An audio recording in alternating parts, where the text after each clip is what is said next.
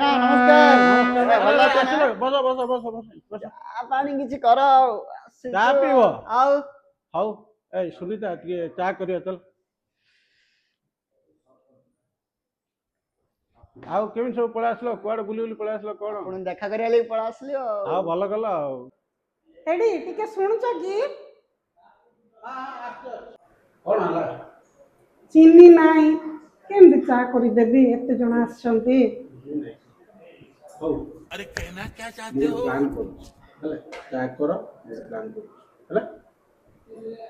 ଚିନି ନ ପକେଇ କରିଦେବି କି? ହଉ ଠିକ ଅଛି। ଚା ଆସିଗଲା। Okay wow. ମାତ୍ର ଗୋଟେ ଗେମ୍ ଅଛି। ଟିକେ ରୁହ ରୁହ ରୁହ ରୁହ। ଗେମ୍ ଟା କଣ ଜାଣିଛ? କଣ ଗେମ୍ ଟା? ଏଇ ଯୋଉ ତିନିଟା ଚାହା ଅଛି, ୟା ଭିତରେ ଗୋଟେ ବିନା ଚିନିର ଚା ଅଛି।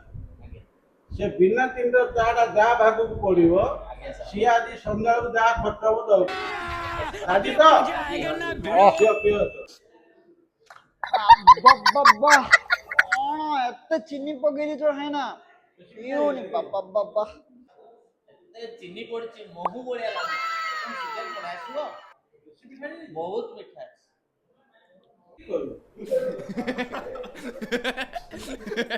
ରସଗୋଲା ମିଠା ଏଇଟା। ଦେଖିଲ ନା ତିନି ପ୍ଲାନ ହାତକୁ ସାପ ମରିଗଲା, ଦାଢିକି ଦାଢି ଭାଙ୍ଗିଲାନି।